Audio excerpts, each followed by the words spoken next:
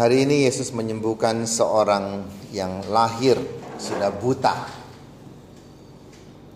Jadi bukan setelah lahir karena kecelakaan lalu buta. Sejak lahir sudah buta. Artinya begitulah takdir hidupnya. Begitulah ketentuan Tuhan untuk hidupnya. Jadi apakah Tuhan membuat orang buta? Kita tidak bisa mengatakan Tuhan membuat orang buta. Tuhan melahirkan orang dalam berbagai macam keadaan. Ada yang lahir dengan fisik yang sempurna. Ada yang ada kurangnya sedikit. Ada yang ada kurangnya banyak.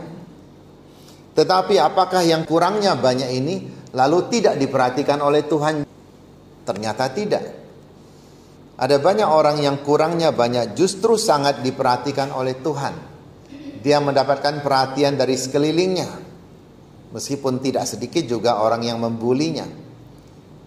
Kita sebagai orang-orang yang waras, orang-orang yang mempunyai kasih Tuhan di dalam diri kita, ketika melihat orang susah, dengan sendirinya, nah, istilah sekarang auto, lalu auto berbelas kasihan. Itu orang waras. Hanya orang yang tidak waras melihat orang yang susah justru makin mempersusah. Dalam masyarakat makin banyak orang yang tidak waras. Makin banyak orang yang tidak mempunyai kasih Tuhan. Kita bersyukur di lingkungan paroki kita ada sekolah SLB. Di situ kita melihat kasih Tuhan. Betapa suster dan para kakak, guru merawat anak-anak itu dengan baik. Apakah kita yang sehat-sehat saja kita dirawat seperti itu? Kan tidak. Kita juga tidak merasa perlu. Tetapi anak-anak kita mereka mendapatkan perawatan yang luar biasa. Lebih dari orang-orang yang sehat. Bukankah itu bentuk perhatian Tuhan? Maka tidak bisa kita menilai orang dari fisik saja. Lebih-lebih dalam Injil hari ini kita melihat orang-orang Farisi menilai orang yang buta itu sebagai orang yang berdosa. Bahkan membuat kesimpulan, penyakitmu ini ada karena engkau berdosa. Atau karena orang tuamu berdosa. Tetapi di depan mata mereka, mereka melihat seorang yang sudah sembuh. Mendapatkan penyembuhan dari Yesus. Seharusnya sebagai pemuka agama mereka bersyukur. Wah, rupanya di antara kita ada orang yang tidak hanya bisa memimpin orang berdoa, tidak hanya bisa memberikan peraturan-peraturan seperti kami, tapi juga bisa menyembuhkan orang. Kalau mereka pintar, mereka menarik Yesus masuk kelompoknya. Meskipun belum tentu Yesus mau masuk kelompok itu. Tapi apa yang mereka lihat? Persaingan. Jadi mengapa banyak orang tidak bisa menolong orang lain? Tidak bisa bahkan bekerja sama dengan Tuhan. Karena merasa disaingi. Karena merasa kalau ada orang yang lebih pintar masuk ke situ, mereka akan menjadi kurang pengaruh, kurang diperhatikan orang. Dan terutama kurang penghasilan. Ujung-ujungnya di situ selalu. Harusnya mereka bersyukur menarik Yesus masuk. Kalaupun Yesus masuk dan resikonya adalah mereka dimarahi oleh Yesus, mereka diminta oleh Yesus untuk bertobat. Kalau itu resikonya, bukankah mereka menjadi lebih baik, lebih berwibawa di hadapan umat yang lain? Tapi masalahnya adalah berapa banyak orang yang berani mengakui kesalahan dan memperbaiki diri? Tidak banyak orang. Meskipun tahu itu baik. Situasi sekarang ini, berapa banyak orang yang dengan sungguh-sungguh mau mengurung diri dalam rumah, meskipun tahu itu baik.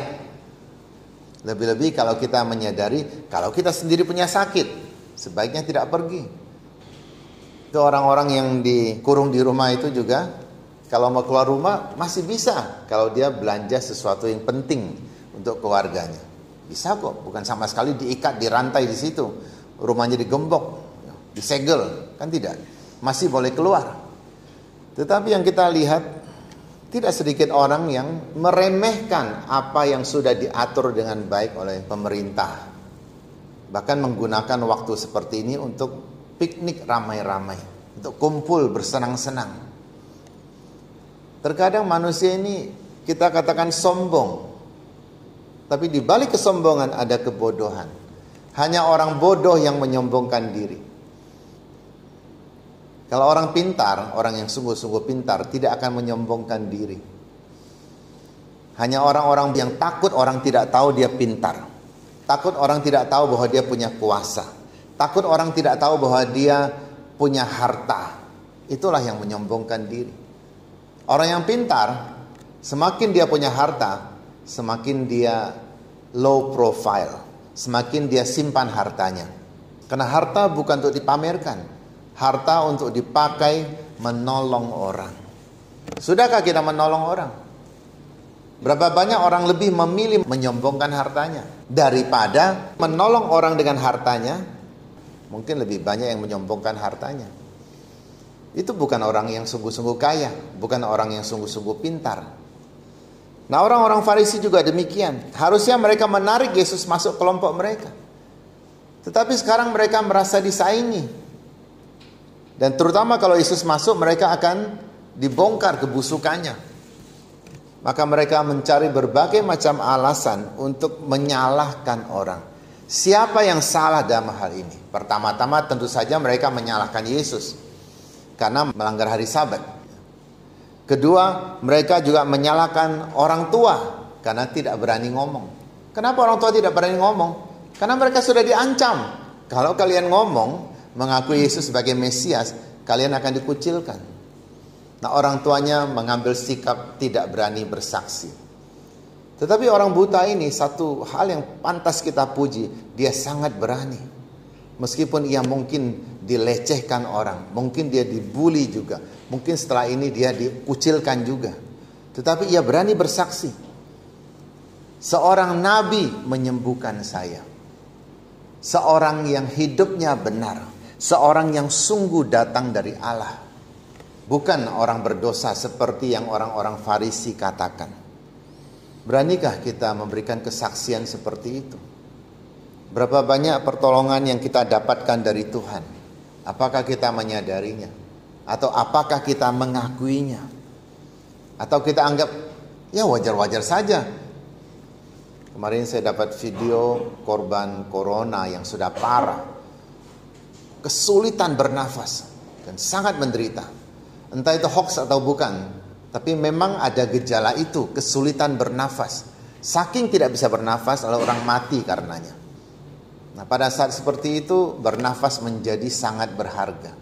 Kita yang bisa bernafas dengan baik tidak merasa karena sudah biasa. Katakanlah biasa ini kita anggap kecil, padahal ini adalah satu anugerah yang luar biasa. Kesehatan sehari-hari, adakah kita syukuri itu? Dan adakah kita pakai kesehatan kita, pakai rahmat yang Tuhan berikan kepada kita untuk menolong orang? Atau kita merasa hidup saya sendiri, suka-suka saya mau menolong orang, saya tolong orang, saya tidak tolong orang, juga tidak ada salahnya. Kita ada salah kalau kita melalaikan satu perbuatan baik yang seharusnya dapat kita lakukan. Semoga Tuhan membantu kita, dan kita juga menjadi orang-orang yang pantas di hadapan Tuhan.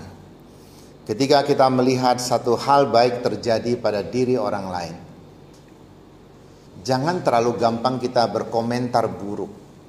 Terkadang reaksi pertama orang adalah berkomentar buruk dulu. Kalau lihat orang yang wajahnya jelek tapi berbuat baik, lalu komentarnya buruk. Harus orang yang wajahnya bagus baru bisa berbuat baik.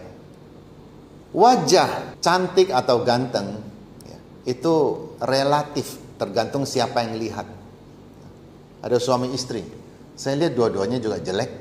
Ketika ditanya, suamimu ganteng tidak? Oh, dia paling ganteng di dunia. Karena yang ngomong istrinya. Lalu tanya, istrimu cantik tidak? Oh, dia paling cantik di dunia. Karena yang ngomong suaminya. Itu relatif. Orang lain mungkin mengatakan, begini saja ganteng. Itu mata miring sebelah, hidung tenggelam ke dalam seperti itu. Maka saya katakan cantik atau ganteng itu relatif. Tapi jelek itu mutlak. Semua orang lihat ya jelek. Susah diubah lagi meskipun ada operasi plastik. Jadi kita lahir sebagai orang cantik atau jelek, kita tidak bisa mengatur sama sekali. Tapi ada satu hal yang bisa kita atur dan luar biasa, yaitu kita bisa memutuskan menjadi orang baik. Memang Tuhan menciptakan kita untuk menjadi orang baik. Tapi untuk terlaksananya, kitalah yang membuat keputusan. Bukan orang lain yang membuat keputusan. Jadi ada orang yang meskipun mukanya biasa-biasa saja, dia punya banyak teman. Daripada orang yang mungkin mukanya bagus-bagus tapi temannya sedikit. Mungkin saja dia sombong. Tapi ada orang yang muka sederhana, bahkan sederhana sekali. Dia banyak teman karena dia banyak menolong orang. Mari kita bersyukur kita diberi karunia yang luar biasa untuk terus melakukan kebaikan, untuk membawakan kesaksian yang baik bagi dunia ini. Bahwa Tuhan tidak pernah meninggalkan kita. Juga pada saat-saat seperti ini, Ia tidak pernah meninggalkan kita. Selalu ada usaha untuk menolong kita. Dan apakah kita juga mau bekerja sama? Ini lebih penting. Terkadang orang sudah berbuat baik pada kita, sudah atur sebaik-baiknya, tapi kita sendiri tidak bekerja sama, maka tidak akan menjadi satu hasil yang baik pula. Semoga kesembuhan orang buta ini memberikan kita inspirasi yang dalam, agar kita pun menyadari kita semua juga adalah orang yang sebelumnya mempunyai banyak kelemahan, tetapi Tuhan menyembuhkan kita. Dan Ia tidak pilih-pilih saat. Kapanpun Ia mau mengangkat kita, Ia akan mengangkat kita. Semoga kita juga mampu atau berani bersaksi di hadapan Tuhan. Amin.